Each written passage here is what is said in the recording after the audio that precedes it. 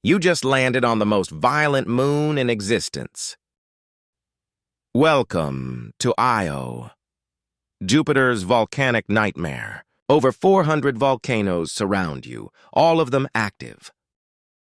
The lava here reaches 1700 degrees Celsius. Beneath your feet, the ground moves constantly, violently. Jupiter's gravity stretches this moon 100 meters up and down. That friction creates heat. Plumes reach 500 kilometers high. Sulfur rains from the sky, painting everything yellow and red. A new eruption begins. Lava fountains shoot miles into space. There's no safe ground here. Every step could be fatal. Io has been erupting for 4 billion years.